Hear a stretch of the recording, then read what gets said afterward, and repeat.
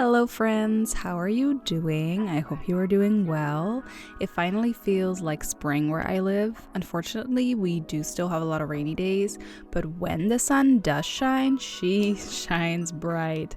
It put me in the mood to create a small spring-like cottage with a lot of foliage, trees, flowers, and just be kind of one with nature vibes. I saw a really cute picture on Pinterest of a very overgrown cottage, and while we can't fully achieve that kind of architecture in The Sims or in The Sims 4, I can at least try to make it as close as possible. I'm still challenging myself to become a little better at building every time I play The Sims, which is also why I'm posting these builds. I started off with the layout and I didn't want to make it very large. I'm more into smaller homes at the moment, so this is just a cute cottage in the woods. Someone commented on one of my Sims videos that I should do a rainbow series, which I thought was a fun idea. The last build I made was a very blue one, so I turned this house into a very yellow build. I also tend to not really gravitate towards yellow, so I thought that was a nice challenge for me as well.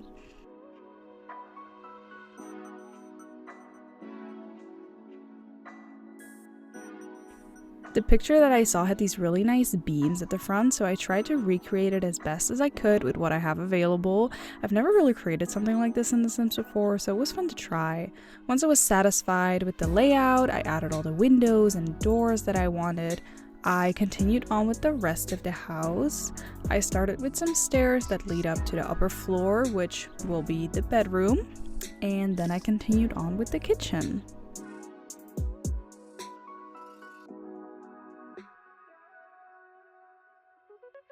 Also, I just have to quickly say, I just finished, first of all, season 3 of Bridgerton and Die Kaiserin.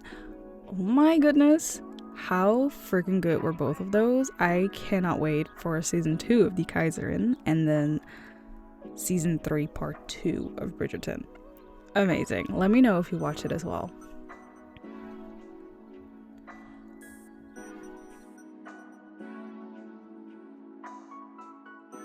I wanted this house to feel very homey, cozy. I picked a lot of the cottage living pack for this build, but I think it just suits the whole cottagecore vibe very well, so why not?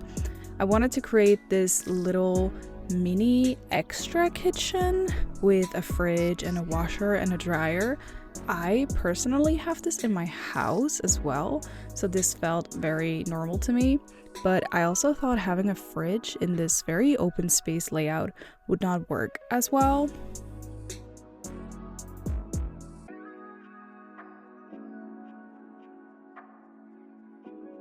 I also normally don't add a washer and a dryer to my Sims home too often anymore, so I thought it would be fun to do it again this time.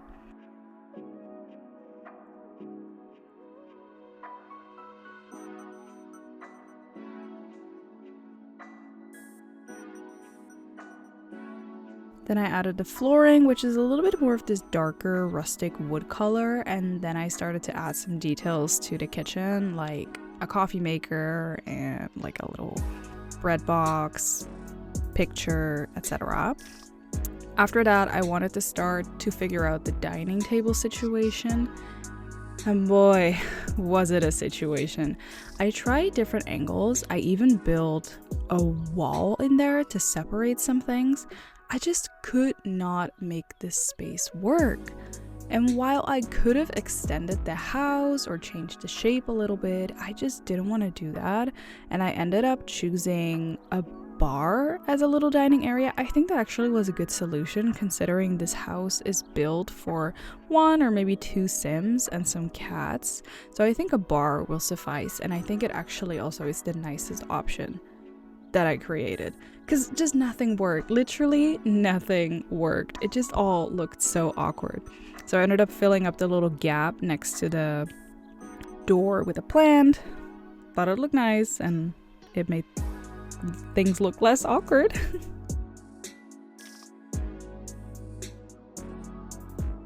Once again, the iconic 3-tile bathroom that fits no matter what. Doesn't matter what kind of house your Sims are living in, they will always fit. I had thought of creating a bathroom upstairs or making the bathroom bigger, but I just didn't like the way it looked, and I wanted to have a really large open bedroom. So I just felt using the 3-tile bathroom was right. The bathroom didn't have a lot of focus in this house anyway, so it was just something, you know, like a necessity. But it didn't need to have like very elaborate decoration or a very big space. The living room needed a fireplace, no matter what. That was non-negotiable. But I did want to keep everything very light, so I didn't choose a darker brick one, even though I do think they look really cute. I went with yellow and green furniture to spruce it up a bit. I'd never used these colorways before, and I don't even remember if I'd used this couch before, but I think it looks cute. I don't know why I haven't used it before. The sharper shapes give it a bit of a modern feel, but the pattern and then the rounded details give it a bit more farmy, grandma, cottagecore vibes, which I really enjoyed. I wanted to offset the more square furniture, like the TV and the fireplace and stuff, with more rounded details on the coffee table and this lamp to have a little cozy reading nook or something. And of course, can't forget my favorite plant in the game. I don't know why I like that one so much, but I put it in almost every single house when I played a game. I envisioned the Simmies living here, owning and loving cats, so I could not forget this cat statues on the mantle and a cozy spot for the kitty to sleep in. I think the pets in The Sims are so cute. I also added a few more details around the place, like some picture frames and whatnot, before I am moving on to the little entryway on the other side of the house. But so far, I actually really like this build. I am using a lot of items that I haven't used before, or that I just haven't really gotten around to using before, because I play with a family that I've played with for a long time and they already have this house, and I just didn't really feel like redesigning it.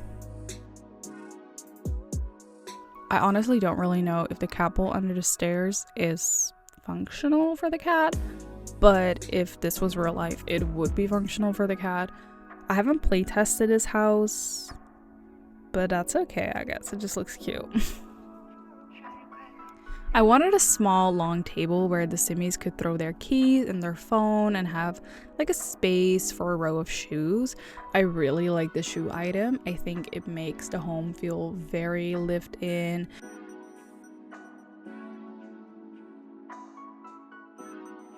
In general, the clutter kit is also my favorite thing ever since it came out. I love all the small little items. It just creates such a homey feel.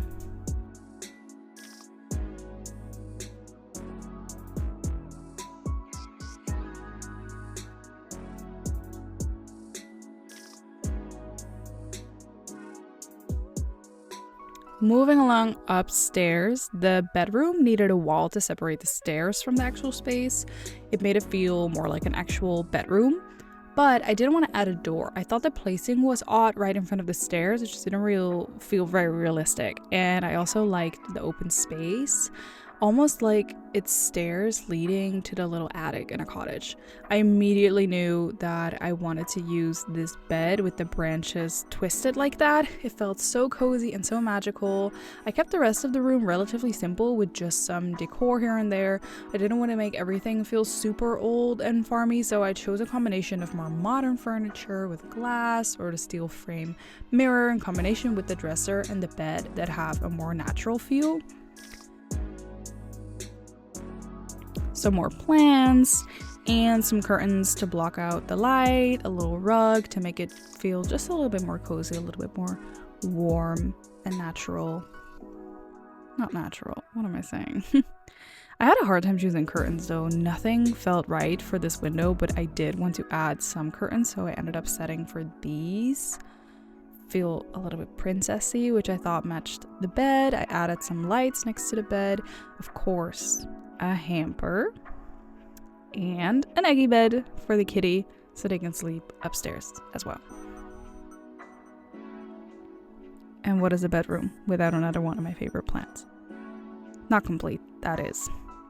The dresser needed a few more details, like the jewelry stand and some perfume and lotion bottles, and I also wanted to add a picture frame here and there to give it just a little bit more personality.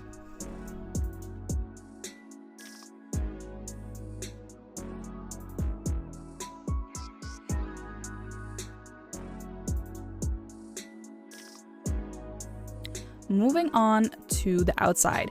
I wanted it to feel very rustic but still contained. I wanted to fence off the house with a really nice white picket fence to match the beams and create a more sophisticated style. But the garden and the area around the house, I wanted to feel more rural and rustic. I added loads of trees in different shapes and sizes and colors, grass, literally everywhere. I've never placed this much grass in my builds before. I did create a little path to walk up to the house to give that structure because the rest feels very overgrown. But the flowers and the grass are definitely the main character in this garden. Also, how cute is this cat mailbox? I love it so much. I envisioned the Simi living here would be into gardening, so I also added a little space with some pots where they can grow flowers or vegetables. It just seemed fitting. I was thinking of adding like the botany table as well, but I prefer to put that one into more like a not fenced in, what do you call that, like a little roof over it, but it just didn't work in this house, like in this garden, so I didn't add that. I also added some outdoor clothesline to dry those clothes from the washer and dryer set, and a bike to go around town when they're not spending time at home, because these Sims, they don't drive, they just bike everywhere. I tried to create a nice variety of different types of grass and also adding flowers here and there. Some are a bit more colorful, and then some of them are very small and intricate flowers.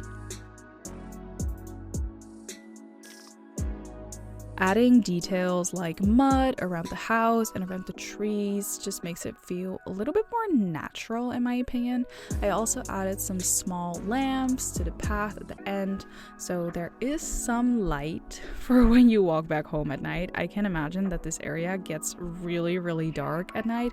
Whenever I went to Hungary, the clouds and the light pollution is just different there, so whenever we would come back to our house there late at night, it would just be pitch black. I'm so not used to that where I normally live, so that was a crazy experience, and I feel like it would be the same over here. Now I'm just adding some final details like flowers, and there are the lamps. I also wanted to add this vine curtain thingy around the beams to create the overgrown effect that I saw on Pinterest with the vines from Debug here on the beams and on the house. I just wanted to give it a more natural feel and cover up the weird spot with the roofs where they don't blend together. I know that's just a limitation of The Sims 4, which I'm trying to work around by covering it up, but you know, it's fine. I think the vines and the overgrown feel just also adds to this house. It suits it, and having literal grass on the roof might look odd in some more modern builds, which I do also enjoy to make, but at the moment I'm more in my cottage girl era. We'll be going into screenshots soon, so I quickly wanted to take this moment to thank you so much for watching until the end. Please subscribe and like if you enjoyed the video, and let me know in the comments down below what kind of builds you want to see next, okay? Thank you so much for watching. I love you. Bye bye!